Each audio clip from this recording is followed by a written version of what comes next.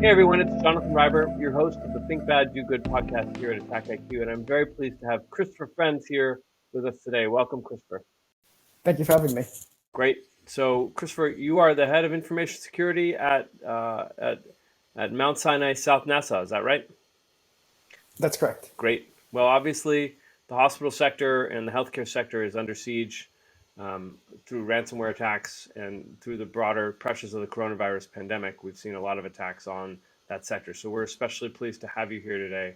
And thank you for taking the time to join us. Thank you for having me. And yes, it's definitely been a challenging year within healthcare, particularly during the pandemic with the spike in ransomware attacks and other attacks. What is your role at the organization? And tell us about your security organization as much as you can. Sure. I'm the information security officer for Mount Sinai South NASA. I'm probably best known within the healthcare community for one, being the first person to do zero trust within healthcare, and number two, for my work in medical device security, including the recently released Cloud Security Alliance medical device incident response playbook, which I helped co-author, which was one of the first types of guidance to actually incorporate patient safety risks into the security decision-making process. That sounds really important. Tell us about your philosophy on cybersecurity. I'm very big on testing security. One of the things that I see that we get wrong as an industry over and over again is we consider security too much of an art form and not as much of a science as it should be taken. I think we tend to follow too many compliance-driven approaches.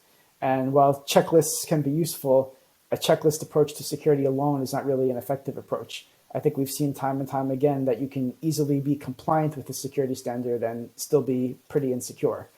And I think it's one of the things that we need to begin to change and mature as industry. And I'm constantly looking for ways to make security more measurable. I come from a scientific background. I got involved in healthcare many years ago as a drug designer. I used to develop computer algorithms for drug design. Wow. And I kind of never really lost that scientific approach to everything I do. So I want to try to always measure and try to make quantitative-based decisions for improving how I approach things, including security. So a lot of the work I've been doing recently has been focused on finding ways to actually measure the efficacy of the controls that we have in the organization and using those measurements and metrics we collect around that to find ways of improving security. That's awesome. That obviously clearly resonates very much with us at AttackIQ, an outcomes-based approach that's data-driven. How have you found the MITRE ATT&CK framework to be helpful in your search for evidence? I really like the MITRE ATT&CK framework. I do like the pyramid of pain concept that it's based on, where if you look at defenses that are higher up the pyramid of pain that target the TTPs, they're more effective than targeting things like hashes or IP address blocking, which are easy for attackers to circumvent. Because based on my own quantitative testing, I find that holds very true. And I think MITRE ATT&CK provides a really great framework for identifying things the organization should be looking for. I think if we look at a lot of the traditional ways in which organizations try to measure security, one of the things that was often present was they were not fine-grained enough. If we take a traditional KRI or KPI, let's say like mean time to detection, it's really great to have a goal of improving your mean time to detection. But one of the problems a lot of organizations run into is it's not really a granular enough measurement. If we look at why organizations fail to detect stuff, it's because they're not detecting the proper TTPs. So there's a more fundamental question needs to be asked first of, do we have the ability to actually detect all of the things we need to detect? And figuring that out first will go a very long way towards improving that mean time to detection metric. So I think a lot of the metrics we use today are not fine-grained enough. And I think looking at MITRE ATT&CK and the different tactics and techniques that can be used against us provides us a really good way to identify what we need to be protecting, what we need to be detecting, and use that as a basis for testing and evaluating the security that's in place within our organizations. How has it changed your approach to management for your organization? I think we've become very big on not just assuming controls work. One of the things I think anybody who's spent a long time in the industry has come to realize is that you can't just like check a box and assume you're safe. For example, a compliance framework might have a requirement to deploy a firewall. And it's one thing to deploy a firewall, check the box, but having that firewall there does not mean you're secure.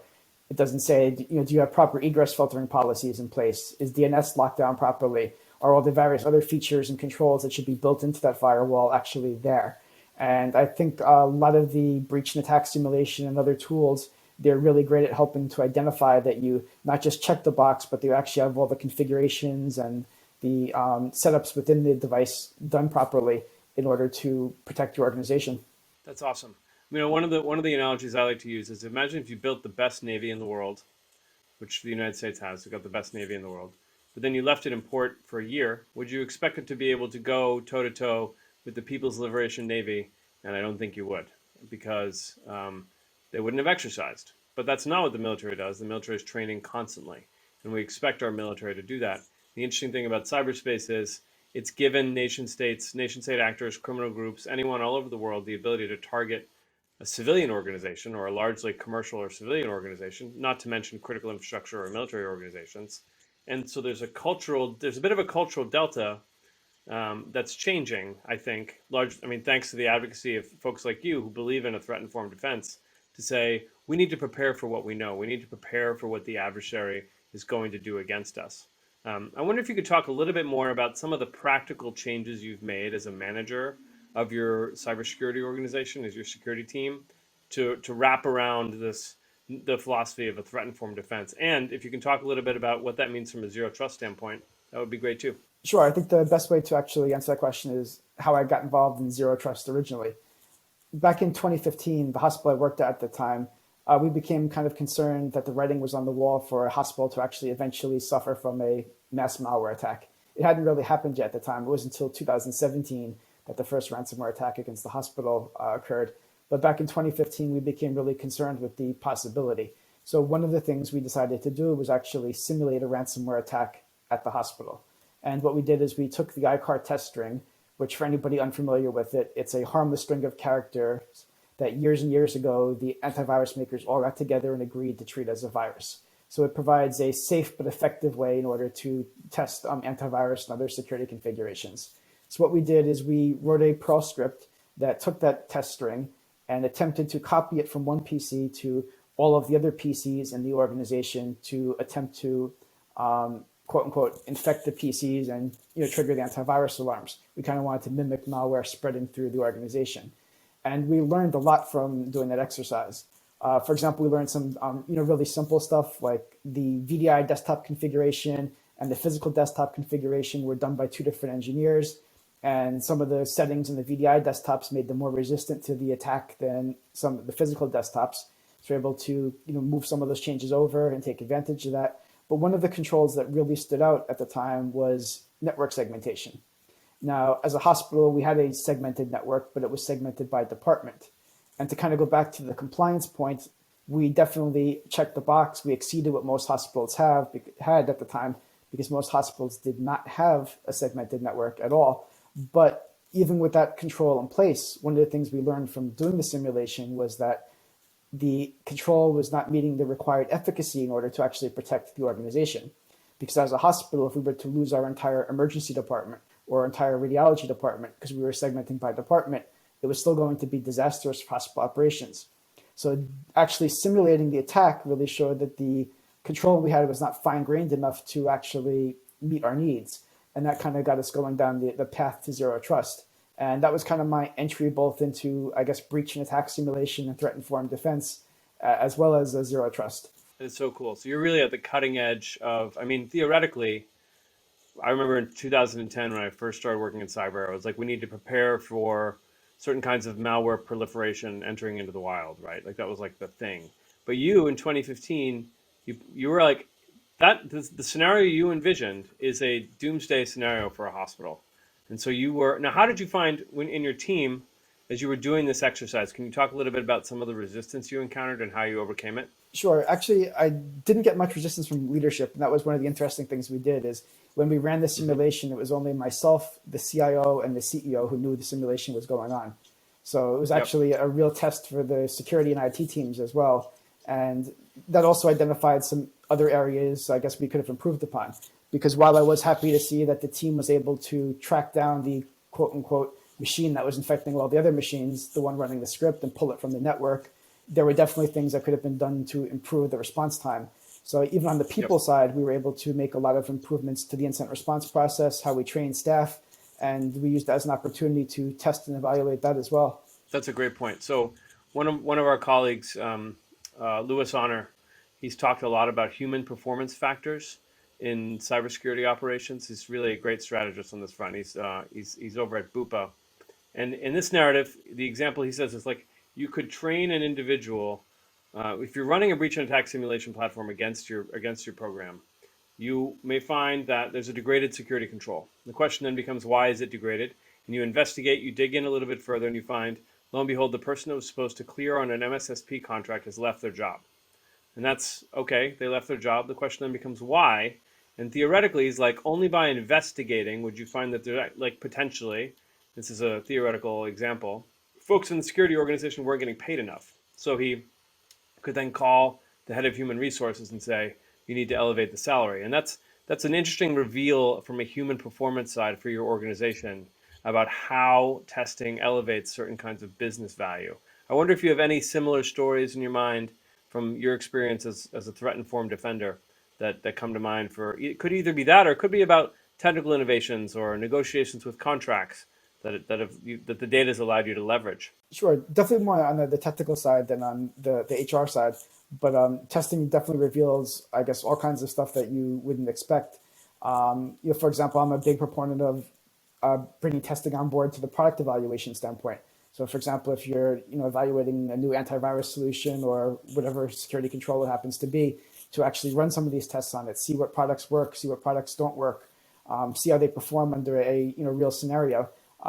So you'll often reveal a lot about the products that you won't get in the vendor pitches, and it makes it really nice to compare products as well. So that's another angle I like to take, is involving such simulations in some of the evaluations we do before we purchase a product. Yeah, that makes great sense. Now, you at AttackIQ, we've recently, in response to Vladimir Putin's war in Ukraine, we've built adversary emulations and scenarios and assessments to test your security program against Russia-based threat behaviors from MITRE ATT&CK and more broadly. And you, I know, have been using some of those. Can you talk a little bit about the benefits you've seen, if any? Yes, definitely. So we did run through a number of the AttackIQ scenarios dealing with the war between Russia and Ukraine. And they were really interesting to do because it clearly showed us what controls work, what controls didn't work. But one of the things that we gained out of it is we figured out some ways that we could improve our security further. So we've done a lot of compensating controls around our EDR and other stuff. So for example, some of the controls that we've identified through constant AttackIQ simulations, not just related to the Russia one, but in general, is one of the EDR products that we use, for example, was having a hard time consistently picking up PowerShell 2 downgrade attacks. So one of the security improvements we made is we disabled PowerShell 2 support on all of our endpoints to eliminate that as a threat vector. So that's an example of some of the work that testing revealed. More recently, we're adding detections for things like PowerShell scripts or Python scripts downloading executables from the internet. Because one of the things that we noticed is it's consistent in a lot of malware threat actor playbooks is that they will often, after initial infection of a machine, seek to download further payloads. So we're setting up detections and possibly preventions around that behavior in order to further improve our security. And those are all ideas that came about through a lot of the testing that we were doing with the platform. That's wonderful to hear. Can you talk a little bit about why you think it's important, or what is important to have in terms of a quantitative approach to measuring your security control performance?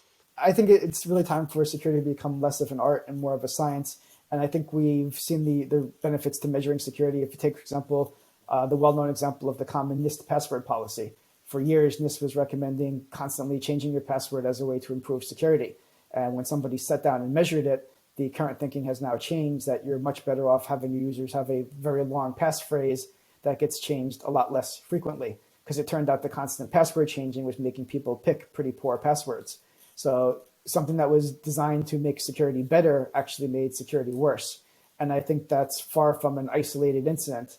And I think the more we begin as professionals to measure security, the more we're going to find that some advice that might have been a common way to do things is not necessarily as productive as we may think it is. Other examples I've seen is, let's take an example of a hypothetical public-facing server. And let's say that server is a potential compromise target because of a zero-day exploit or other stuff. If you actually measure security around it, though, maybe you discover that the 0 day is not as big a problem as the fact that maybe the rules of what that public-facing server can communicate with internally to are not locked down enough, because there's always the potential for another 0 day. Yes, you should patch and close that 0 day, but it may not be the big problem. The bigger problem may be, as I said, unrestricted communication with other stuff internally, or some other issue that's also there.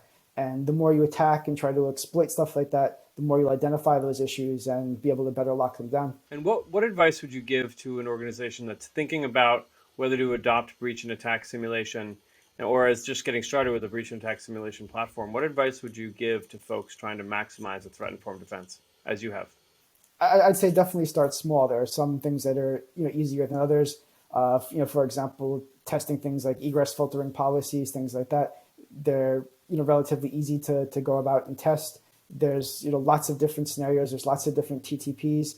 So I would say start with some of the smaller ones. Get comfortable at doing these types of simulations. But once you develop some comfort level, then I think it's time to look at some of the MITRE attack maps for the threat actors that are likely to target your vertical.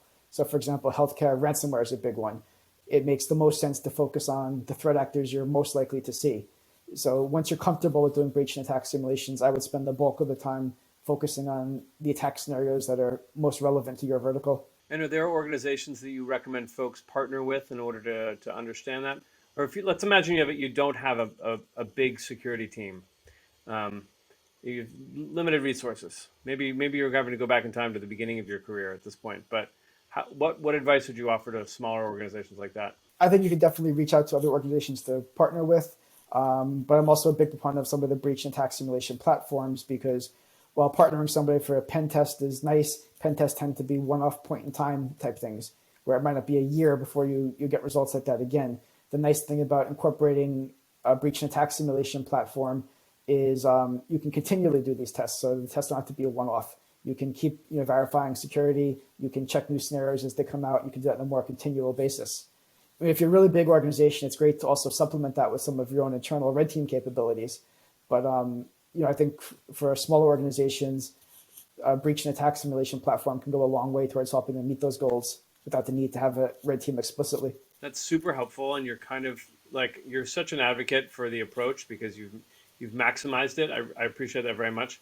I'm actually wondering more from the initial threat planning standpoint, right? If if let's say you're not a hospital, right? Let's say you're in a different sector, and you're trying to identify which of the threats that you should focus on the most. MITRE ATT&CK in the enterprise matrix gives some indication of that. It does, right? yes. But let's say that's one way for you to get started. You can go into attack and you can use it, and then you can actually, if you are using a breach and attack simulation platform, you can be strategic about the assessments you might use. But I'm actually thinking are you a part of the HSISAC? Those kinds of organizations that can help folks improve their threat perspective, because there's a little bit of threat planning and being threat informed, or you have to sort of be thinking about threats on your own. So I'm wondering if you have any comment on that issue. Sure, I think it definitely does pay to be a part of the HISAC and other things to get knowledge of threats.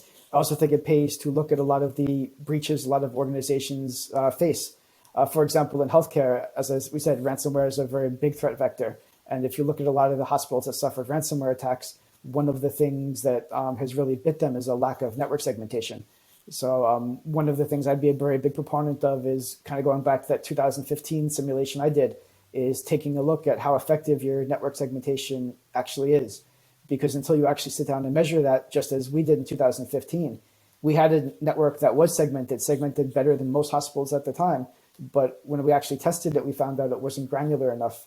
And for healthcare in particular, that's one of the big ones I would start with, because that seems to be the commonality in a lot of the ransomware attacks that health organizations see. That's wonderful. And the phrase that I wrote an article in Lawfare with a guy named Matt Glenn, who at that point was SVP for product at Illumio, which is an old employer of mine. So he and I are friends. But this argument was, we called for validated zero trust. Zero trust, but validate, right? To build off of Reagan's aphorism to Gorbachev in the first part of the Cold War. Zero trust, but validate. And so we actually wrote a guide. We're probably going to rebrand it as Zero Trust and MITRE ATT&CK. The CISO's Guide to Zero Trust and MITRE ATT&CK. But you and I are definitely on the same page.